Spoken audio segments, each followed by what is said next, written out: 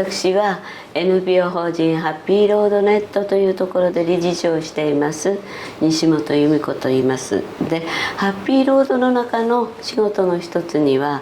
高校生と放射能の勉強会や、もっと大事なのは国道163キロに子どもたちが桜を植えようと言って、今1万3000本の桜プロジェクトっていう一大イベントをして子どもたちが桜を植えてくれています。で、将来は今1万3000本ですけど2万本にして世界遺産を目指そうと今高校生たちが頑張ってますので、ぜひその輪の中にこのビデオを見てる皆さんも入ってほしいかなと思います。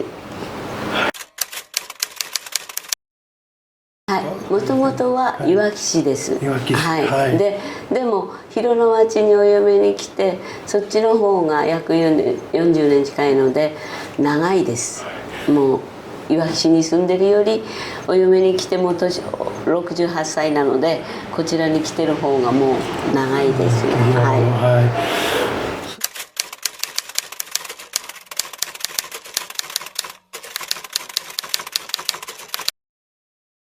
い、いただきたいなと思うんですけど、もともとプロジェクトはNPO 法人を立ち上げたのは、一人の高校生がここってもう25年前に立ち上がったもんですから、その当時はここって今のように開けてないところで、高校卒業しても全員就職したい子に全員就職があるようなところではなかったんです。でもその子は就職がなくてもどうしてもその家から通いたい、おじいちゃんおばあちゃんお父さんお母さんの元から通いたい、でも職がない。で、そうするのには自分たちが何かをしなきゃいけないって気づいたらしくて、その何かが分からなくって私のところに私は当時交通安全母の会っていうお母さんの団体をやってたもんで、その子たちに交通指導してて仲良くなったもんですから、その子が私のとこへ来て、大人にそういう意見を言いたいんだけど助けてくれないかと、力を貸してくれって言ってきて、じゃあ1年くらい協力してあげようかって言って立ち上げたのがこの団体で、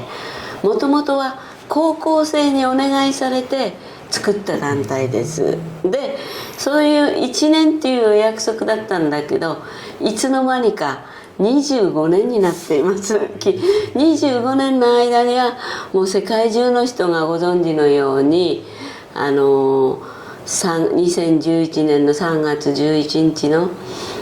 大震災があって、その当時我々も双葉郡広野町とかうちのスタッフが双葉郡なので、このハッピーロードネットを維持していくことがとてもみんな自分の家に帰れない人ばっかりだったので、維持していくことがとても難しくなって、やめようかなって、この団体をやめようかな、続けていけないなって思ったら、それまた一人の今まで活動を一緒にしてきた高校生たちが私に一本の電話をよこして、こういう時、震災でみんなが困ってる時ね、こういう時だから頑張らなきゃいけないんだから一緒に頑張ろうよって、もう私はやめようって考えてた時にその子に励まされて、じゃあ頑張んなきゃいけないなって思って、なんとなく頑張っていたんですよね。で、漠然と何をしていいかっていうのが分からなかったんですけど、震災後4月から子どもたちのまず安否確認をしようとか、そこに物資を持っていこうっていう活動をしていた時に、テレビで次の年に今は見ない桜って言って、私の近所に富岡町っていう第二原発がある町があるんですけど、そこの桜がテレビで全国放送で映し出されてて、その桜って2キロとか約3キロとかってあって、警戒区域の中にあって、歴史もあって、桜の木のね、桜街道としては結構日本でも有名なとこだったんですけど、そこはもう帰宅困難区域だから、震災から1年後ですから、2014年です、12年だから、誰もその年に限って素晴らしく綺麗に咲いてたけど、誰もその桜の輝きを見れない。でもテレビで放送されてたから、それを見てふと私は震災前に、私が地域づくりの高校生と震災前に活動してた中で、就職を求めて企業に来てもらうのは日本一の桜街道を作ろうっていう子がいたんですよね。その子の願いがずっと3年間願いだったんだけど、震災の年の12月に植える予定だったんですけども、でも震災が先に来たので、もうダメだねって言って、誰もダメだねじゃなく絶対植えらんないねっていうことで、誰も口に出さないで計画は潰れてしまったんですよね。でもその桜を、誰も見ない桜っていうテレビ放送を見た時に、私は子どもたちがあんなに日本一の桜街道を作って、後輩たちが就職に困らないような地域を作ろうって願ってた気持ちを思い出して、じゃあ桜を植えようって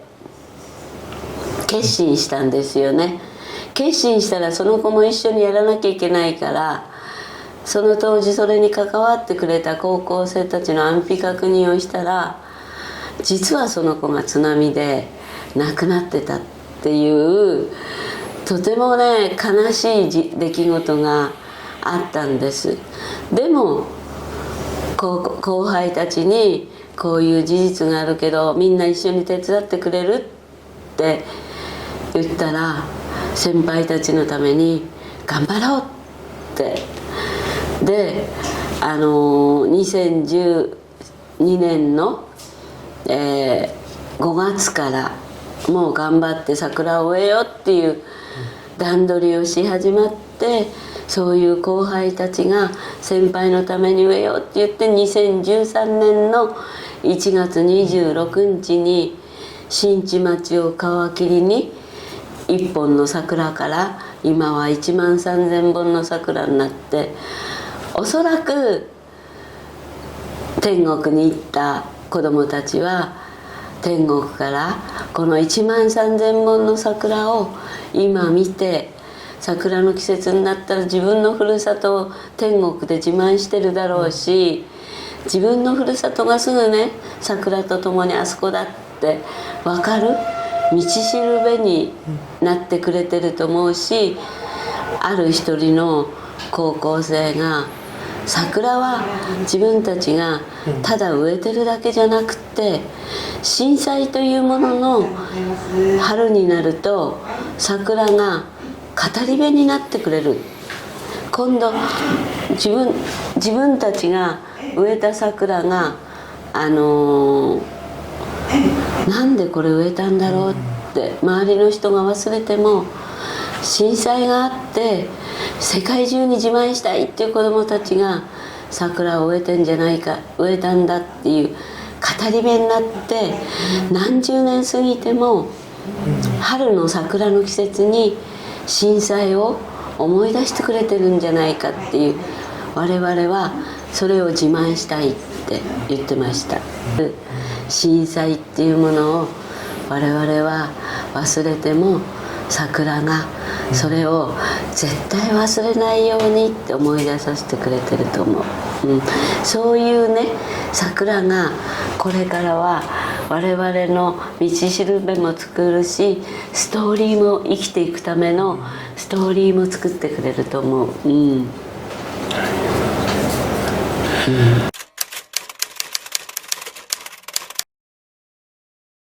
僕は桜を植えたい。桜は日本人の魂だし、世界中の人が桜、日本、心、みんなを桜っていうもので表してくれるから、僕は桜を植えたいって言って高校3年の最上学年になった時にそれが叶ったんです。そのちっちゃな町だけじゃなくて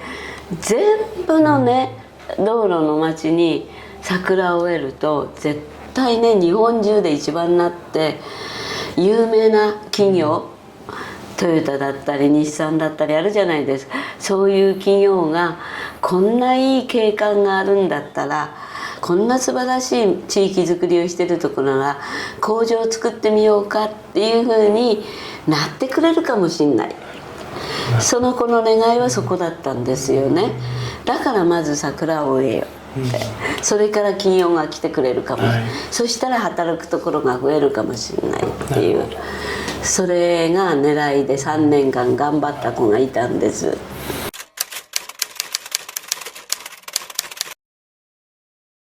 そうですね。やっぱり我々には岩手県や宮城県のように津波だけじゃなくて、もう一つ原発問題ってあって、この浜通りっていうかこの太平洋沿岸沿いの高校生は原発事故を実際に被災してる子どもたちなんですよね。これは紛れもない事実であって、苦労、その心に秘めた、親に言えない、友達に言えない、学校の先生に言えない苦労っていうものをたくさんしてるじゃないですか。そういうのを全て桜で表してくれたらいいのかなっていう願いもあったし、もう一つ素晴らしかったのは、自分たちがそんな原発事故に負けないで明るく元気に普通に生活してるっていうのを世界に発信したい。で、僕たちの笑顔が何よりの発信方法だって言って、それを桜に託して頑張って桜を植えようって、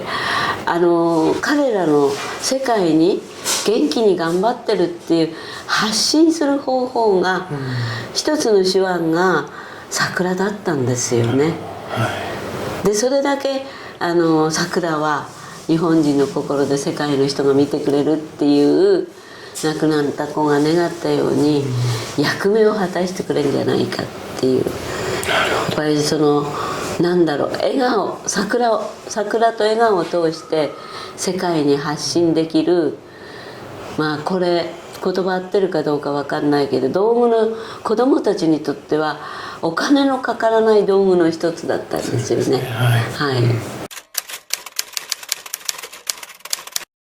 いやもうすごい大変でしたよ。高校生には植える原動力にはなるけど、桜の木を買う原動力にはならないから、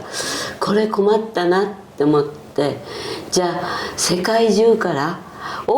桜の木のオーナーを求めようって、1本いくらでオーナーを求めて、でオーナーの人ってお金を出したっていう自覚がないといけないので、じゃあ52文字の思い、被災地に対する思いを書いて桜のプレートにしようって言って、プレートをつけようっていうことを全国に発信して、それが功をなして、もう日本中世界中の人から、本当に最初は1本からだけど、もう最初の年は2000人くらいが来て、それがだんだん増えてって、今1万3000本になって、だから今最初始めたのは私たちと高校生たちだけど、今は桜の木は世界中の人の持ち物で、私たちは桜の木の見張り番をしてるような感じだよねっていう感じで、私たちは活動してます。だと思うんですけども、桜は植えるの簡単でしょ、マイケル先生も植えたけど簡単だしでしょ。でもね、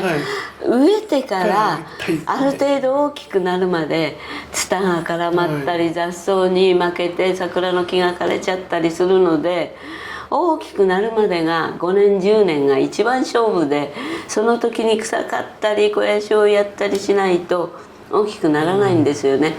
これを維持していくのがものすごく大変で、だから先生のところの留学生が来て草刈りしてくれたりね、いろいろやってくれたり、そうやって大学生が来て草刈ってくれたり、高校生が来て草刈ったり、一般の人とか企業の人が来て助けてくれたり、だから私たちの手よりそうやって世界中の人の真心がいっぱい入っている桜なんで、だから世界中でこんなにたくさんの人の手が入っている桜って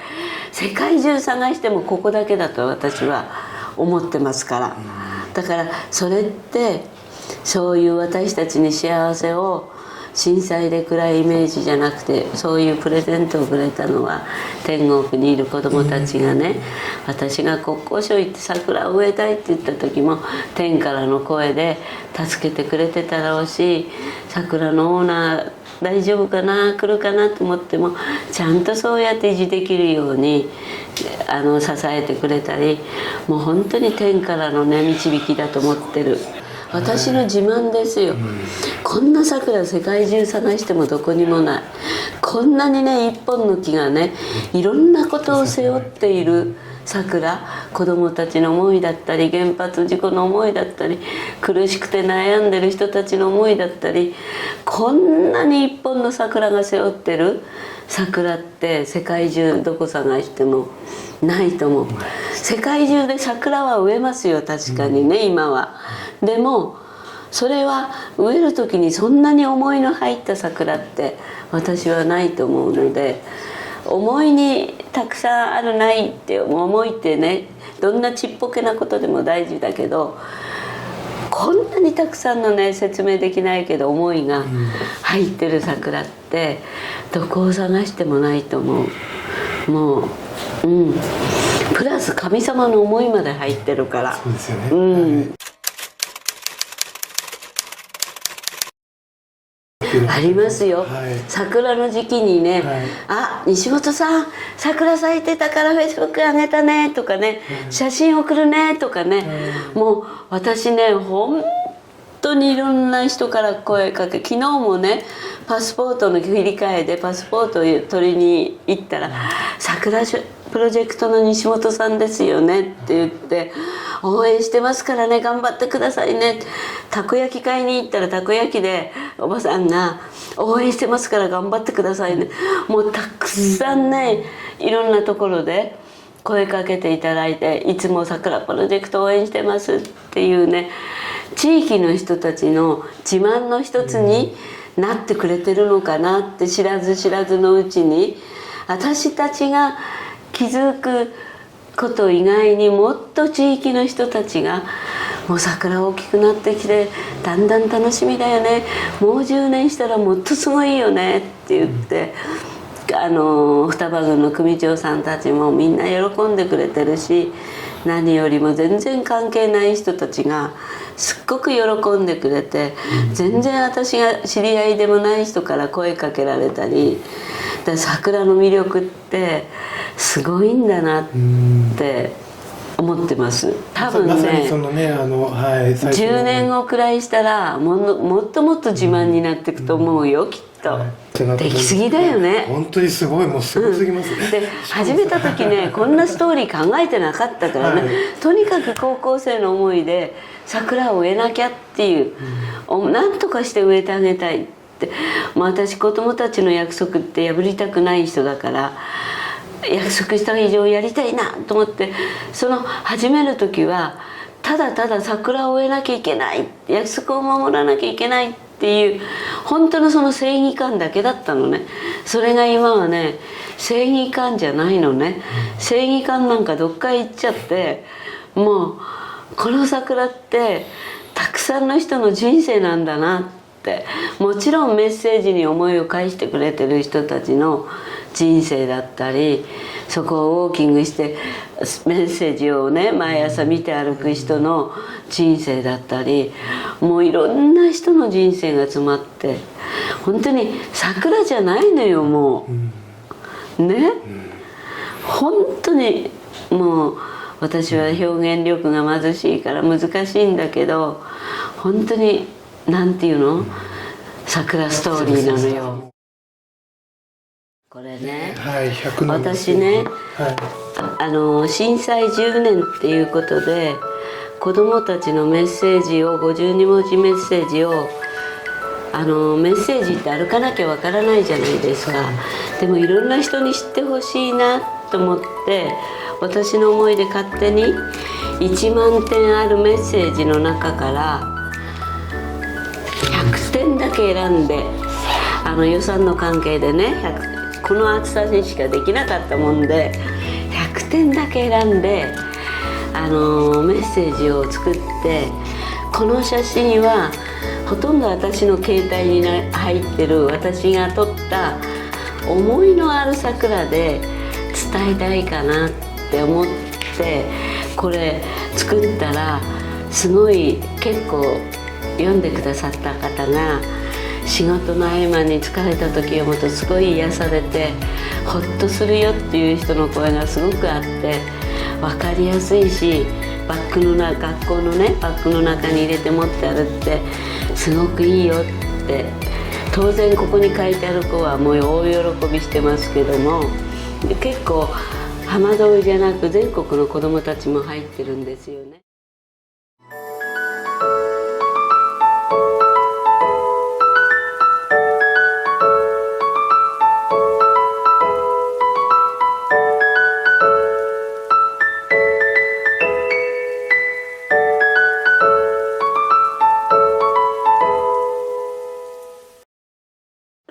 よろしくね。